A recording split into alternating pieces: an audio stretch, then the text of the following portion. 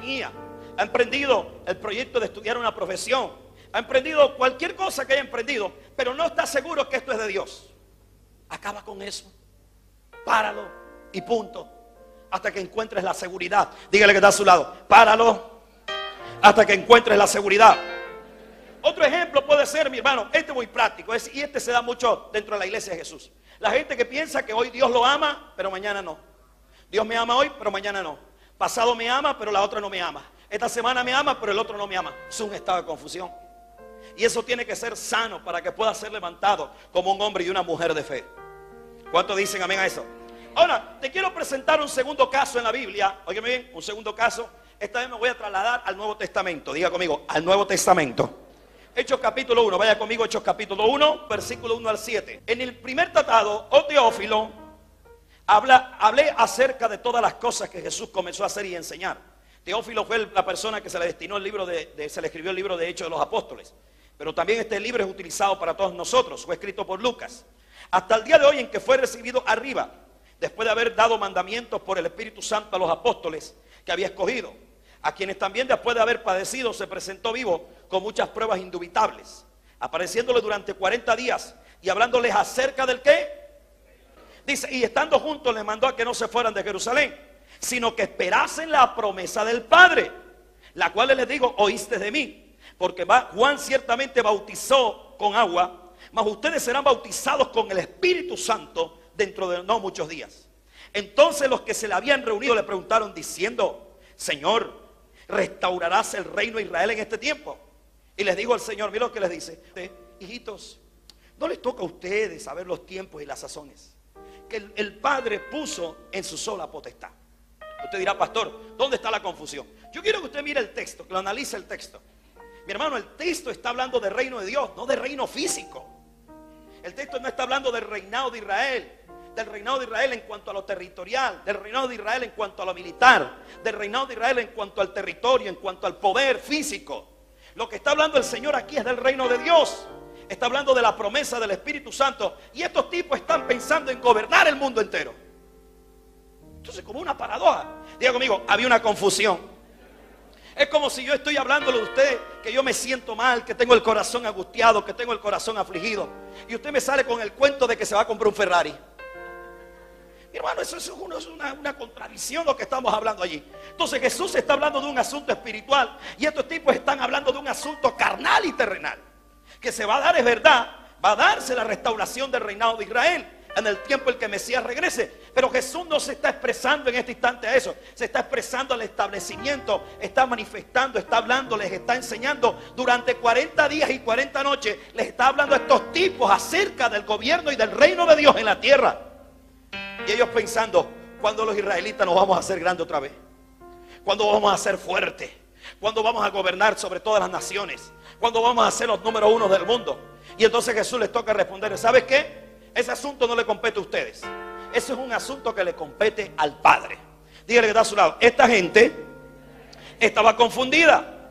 Y por eso que al igual que Abraham no podían experimentar beneficios como, aunque los beneficios eran diferentes, pero no podían experimentar. Por ejemplo, ellos no podían tener una unción poderosa. Diga conmigo, una unción poderosa. Porque si usted mira en el Juan, si se va Marco, si se va Lucas, si se va Mateo, mi hermano, la unción de estos tipos siempre estaba limitada. Hasta Jesús les reprendía, les decía, hombres de poca fe, no pueden echar fuera ni un demonio, hermano. Se levanta el mar y se ponen a temblar. Ustedes se asustan con todo. Pero usted ve, después de Hechos capítulo 2, hay otro tipo de conducta en ellos. Hay una unción poderosa. Dice con el solo pasar de Pedro, con la sombra de Pedro se sanaban los enfermos. La gente sacaba a los enfermos, los ponía en las calles y con solo Pedro pasar, óigame bien, la gente se sanaba con su sombra. Pero antes de Hechos de los Apóstoles usted no puede ver eso, sino que vemos a unos discípulos, a unos apóstoles debilitados en cuanto a la unción y el poder de Dios. Pero después de Hechos 2, usted ve una unción poderosa en esta gente. ¿Sí o no? ¿Lo podemos ver o no lo podemos ver? Yo necesito que usted vaya conmigo. Lo otro que yo puedo ver, óigame bien, que ellos no habían experimentado por causa de la confusión, era una transición ministerial. Diga conmigo, transición ministerial. Mi hermano, el hecho de estar confuso, se quedaron en ser discípulos, no pudieron ser apóstoles. ¿Qué te quiero decir con esto? Lo que te quiero expresar es que cuando hay confusión, no va a haber transición ministerial en tu vida. no solamente se va a cortar la unción, no solamente no vas a fluir en el poder del Espíritu Santo, sino que el ministerio se va a quedar estancado. No va a haber un avance en nuestro ministerio. ¿Por qué? Porque hay confusión. Y Dios no trabaja con gente confusa. Diga que está a su lado: Dios no trabaja con gente confusa. Lo otro, mi hermano, que no iban a experimentar era un mayor nivel de autoridad. Mi hermano, usted ve que Pedro le hablaba a las partes del cuerpo y las partes del cuerpo se sanaban. Usted ve que le habló una muerta y la resucitó. Pero antes no se resucitaba ni la lengua de él, porque no había autoridad. Diga conmigo: no había autoridad. ¿Pero por qué no había autoridad? Porque estaban confundidos. ¿Sí o no estaban confundidos? Claro que estaban confundidos. Otra cosa que no se iba a dar es que no iban a tener un liderazgo de impacto. El liderazgo que esta gente tenía antes de Hechos capítulo 2 era un liderazgo buchipluma. Se acobardaban, se escondían. Muchas veces dejaban de predicar de Cristo. Cuando le preguntaron a Pedro: ¿tú eres de los de ellos? Él decía: no, yo ese tipo ni lo conozco. Ni lo conozco. Diga que está a su lado: no había un liderazgo de impacto. Y lo otro, mucho menos iban a producir un avivamiento en su tierra. Pero después de hecho, produjeron un avivamiento en la tierra. ¿Sí o no? ¿Producto de qué? De que salieron de esa confusión. Otro ejemplo que te puedo establecer, que te puedo compartir, es que cuando las mujeres le dijeron: Jesús ha resucitado, ninguno creyó. Pero esa vieja tan loca, se la fumaron bien verde esa vieja. Oye, qué tremendo que las mujeres creyeron y los hombres no creyeron. Entonces tuvieron que salir a ver si era verdad el cuento de las mujeres. No, yo acepto que hay que veces que hay que observar, que hay que mirar. Entonces ellos salieron a ver si era verdad lo que las mujeres estaban diciendo. Pero más creyeron las mujeres. Las mujeres salieron de la confusión mucho más rápido que los hombres. Porque a la hora de crucificar a Jesús, todas las mujeres estaban ahí metidas. Y el único de los hombres, los seguidores de Jesús, que estaba era Juan. El resto todos estaban escondidos, brillando por su ausencia. Diga conmigo: estaban confundidos. Jesús mismo dijo: yo soy el camino, la verdad y la vida, y nadie viene al Padre si no es por mí. ¿Dónde habita el Padre? El Padre habita en el cielo. No hay otro camino para poder inducirnos o llegar hacia el cielo, solamente seguir a Jesús. Por lo tanto, yo quiero decirle a todas las personas: necesitas a Jesús. Un día todos tenemos que partir de esta tierra. Un día nos va a llegar un día en que termina nuestra vida terrenal, y ahí es donde comienza la verdadera vida. Y aquí en la tierra nosotros decidimos si nos vamos con Jesús.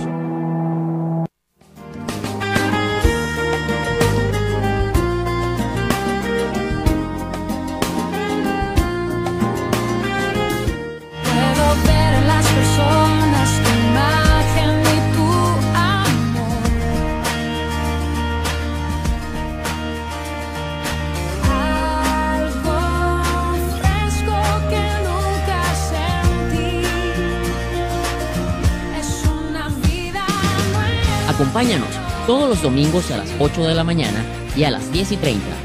Y los viernes a las 7:30 de la noche.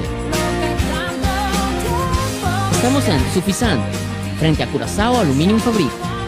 Esto es Vida Nueva.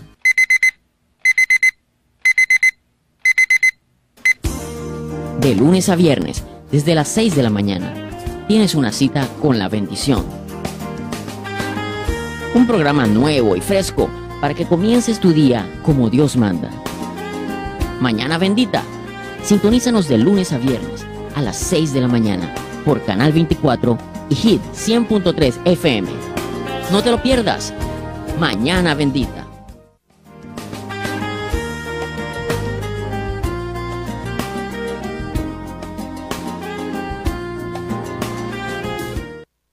Seguimos aquí en Mañana Bendita, una cita con la bendición. Estamos viendo cómo quebrantar, cómo romper, cómo acabar con la confusión en nuestras vidas. Escuchábamos los ejemplos que el pastor ponía de personajes bíblicos como Abraham y los discípulos de Jesús, que estaban un poco confundidos en cuanto a qué es lo que era el propósito de Dios para su vida.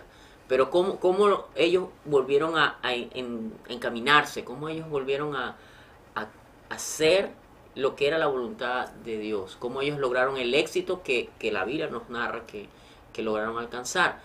Esto y más lo vamos a ver a continuación en la segunda parte del video, cómo quebrantar el espíritu de confusión, con el pastor Emel Jiménez desde el Centro Cristiano Internacional Vida Nueva.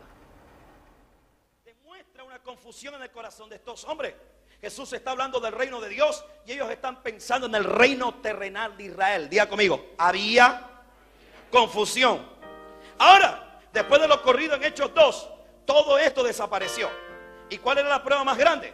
Fíjense ustedes, el Pedro que negó a Jesús, ahora usted lo ve a partir de Hechos capítulo 2, lo ve que está dispuesto a entregar su vida para Jesús.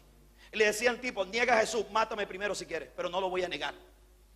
Pero antes le decía, tú eres amigo de Jesús. Yo ni lo conozco. Ahora, vamos a ver, oiga bien, algo importante. Podemos ver que al igual que Abraham, ellos, los discípulos, pudieron destruir en sus vidas esta conducta sembrada por el sistema, esta conducta de la confusión. Los discípulos destruyeron este espíritu. Y por eso quiero en esta mañana, amado, con usted, junto con usted, tomar las estrategias que tomaron los discípulos y las de Abraham, y vamos a estudiarlas en esta hora para nosotros poder quebrantar y destruir este espíritu de confusión de nuestra vida. ¿Cuántos quieren sacar la confusión de su vida? Vamos, dígale que está a su lado. A partir de hoy la voy a destrozar y se va a ir de mi vida. ¿Cuántos dicen amén a eso? Oiga bien, ellos están confundidos. Jesús les responde respecto a la confusión. Pero mire, después que Jesús fue alzado, lo que ellos hacen. Versículo 12, Hechos capítulo 1. Entonces volvieron de Jerusalén, desde el monte que se llama Olivar, el cual está cerca de Jerusalén, camino de un día de reposo. Y entrados subieron al aposento alto, donde moraban Pedro y Jacobo, Juan, Andrés, Felipe, Tomás, Bartolomé, Mateo, Jacobo hijo de Alfeo, Simón el celote y Judas, hermano de Jacobo. Estos perseveraban unánimes en oración y ruego con todas las mujeres y con María la madre de Jesús y con sus hermanos.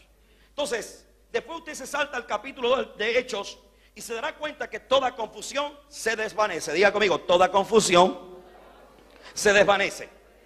Pero yo veo aquí unas estrategias que ellos utilizaron para poder quebrantar, para poder destruir esta influencia del sistema que estaba en sus vidas. Ellos estaban confundidos. ¿Por qué estaban confundidos? Porque ellos estaban pensando igual que la gente de afuera. ¿Qué eran los que esperaban los fariseos? ¿Qué esperaban los saduceos?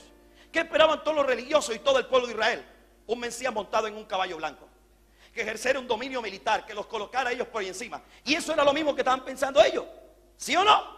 Porque le están preguntando, Señor, ¿cuándo restaurarás el reino a Israel? ¿Cuándo vas a volver a darle lugar? ¿Cuándo nos vas a colocar como primicia de las naciones? ¿Cuándo nos vas a colocar como cabeza? Estamos aburridos de ser cola. Entonces ahí muestra un estado de confusión. Pero fíjense ustedes que ellos no se quedaron en ese estado de confusión. Ellos decidieron cambiar el estado de confusión. Quisieron entrar en la claridad del Señor. Y lo primero que mi hermano, lo primero que ellos viven en su vida es una reactivación. Diga conmigo, reactivación.